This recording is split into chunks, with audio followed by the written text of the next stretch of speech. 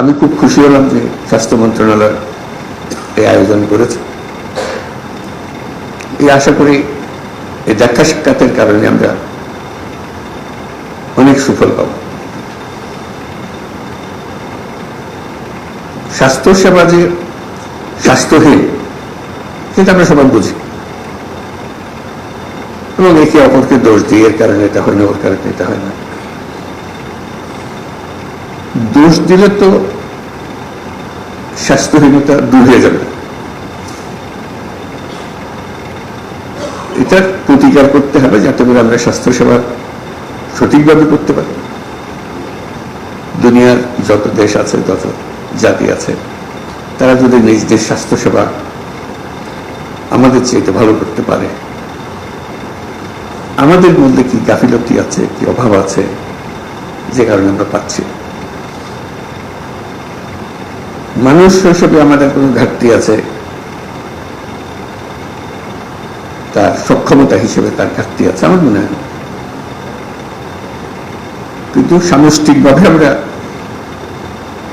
ওই ঘাটতিটা পূরণ করতে পারছি, যেটা ব্যবহারের মধ্যে আমরা প্রয়োগ করতে পারছি। তো সেটাই নিজেদের কাছে আত্মজিজ্ঞাসা যে কিভাবে করলে আমরা এটার থেকে পরিত্রাণ পাব। অনেকে পলিসির কথা বলবে, অনেকে সুযোগ সুবিধার কথা বলবে, হাসপাতাল নাই, যন্ত্রপাতি নাই, সরবরাহ নাই, যন্ত্রপাতি পড়ে আছে, বহু মূল্যবান যন্ত্রপাতি মেরামতের অভাবে গত 10 বছর ধরে এটা এভাবে পড়ে আছে। কথা কথা এরকম বহু কাহিনী শুনি, বহু কাহিনী জানি। সেগুলো ভাবে থেকে যাবে, যেহেতু আমরা কোনো প্রশ্ন তুলছি না এই ব্যাপারে, এটা সেটেল ফ্যাক্ট, এভাবে হয়। আমাদের যারা উত্তরসূরি আসবে তারা ওভাবে ধরে নেবে, এভাবে হয়। এভাবে হলে তার দেশ পাল্টায় না, মানুষ পাল্টায়। মানুষ পাল্টায় যখন আমরা প্রশ্ন তুলি কেন হবে, এই প্রশ্নটা নিজেদের কাছে জিজ্ঞাসা করার জন্য আমরা সবাই করছি, কেন হবে।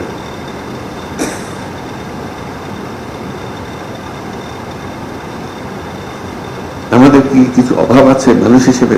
আমরা কি অধমুক্ত জাতি? আমাদের সমস্ত কিছু আইন কাঠামো, নীতিমালা, যন্ত্রপাতি, দালান যা কিছু আছে তা দিয়ে কি এর চেয়ে ভালো কিছু করা যাবে না, এরকম মনে হয়? আমার তো মনে হয়। আমার মনে হয় আমরা এই যে সম্মেলনে আসলাম, কথাবার্তা বললাম, সেটাকে উপলক্ষ করে যেভাবে আছে সেটাকে যদি আমরা প্রশ্ন করি যে এইভাবে থাকবে না, আমি এটাকে অন্যভাবে করব, কারো সাহায্যের দরকার নাই, উপরওয়ালার দিকে তাকিয়ে থাকতে হবে না, নিচের ওয়ালার কাছে তার কোনো বিশেষ সুবিধার কথা বলতে হবে না। আমরা নিজেরা যেভাবে আছে ওভাবে এই সম্মেলন ঠিক করলাম যে এইভাবেই আমরা এই পরিস্থিতির মধ্যে সমস্ত অভাব এবং ঘাটতির মধ্যে আমরা ইচ্ছেতে ভালো করি।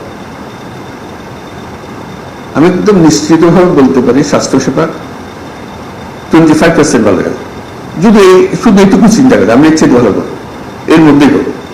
আর এর থেকে সুযোগ যদি একটু বেশি হয়, অন্যান্য জিনিস যেগুলো বলেছে, আরো নিয়োগ করা হবে, আরো পদ সৃষ্টি করা হবে, এগুলো পরে। কিন্তু যেভাবে আছে এইভাবে যদি আমরা করতে চাই, তাতে শুধু মন ঠিক করা যে আমি করবো, অন্য কি করলো না করলো ওর দিকে তাকাবো না, আমি আমার ঠিক মতো করবো,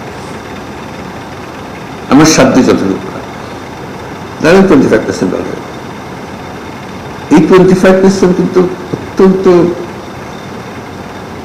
মূল্যবান 25%, কারণ এখানেই মানুষ মারা যাচ্ছে এই 25% ব্যাপারে, যেটুকু আমরা করছি না, যেটা আমি করতে পারতাম নানা ব্যাখ্যা দিয়ে সেটাকে ঢেকে রাখছি আমরা, কিন্তু ভেতরে আমি জানি যে আমি পারতাম। কি হয়েছে, আমি গতের মধ্যে পড়ে গেছি। ওই যে স্বাস্থ্য উপদেষ্টা মহোদয় বললেন যে হাসপাতালে গেলাম, যেখানে যার থাকার কথা নেই, যেখানে যার করার কথা করছে না, ইত্যাদি। এটা তো কারোর অপেক্ষায় না, এটা তো আছে রিসেপশনের জায়গায় থাকবে, যাকে সাহায্য করার কথা তাকে সাহায্য করবে। এটার জন্য আইনানুগ ঘটনার দরকার নেই, কিছু বলার দরকার নেই, শুধু যেটুকু নিয়ম পালন করার বিষয়। এই সম্মেলনে আমরা চেষ্টা করি 25% যেটার কথা বললাম নিজেরা নিজেরা করে ফেলতে হবে, এবং 25% চেয়ে তো একটু বেশিও করতে পারবে। এই জন্য একটা মহা সুযোগ। এটা ঐতিহাসিক যদি সম্মেলনের কারণে নাও হয়ে থাকে, এটা মহা পরিবর্তন দেশের মধ্যে এসছে, আপনারা নিশ্চয় অনুভব করেছেন। অনুভব না কোনো উপায় তো নেই, এমন সব কাণ্ড হয়েছে দেশের ভেতরে যেটা 1000 বছরে আর হবে কিনা সন্দেহ।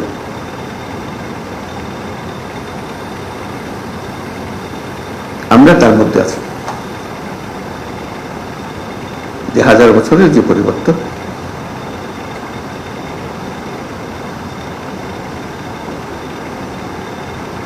সেই সুযোগ,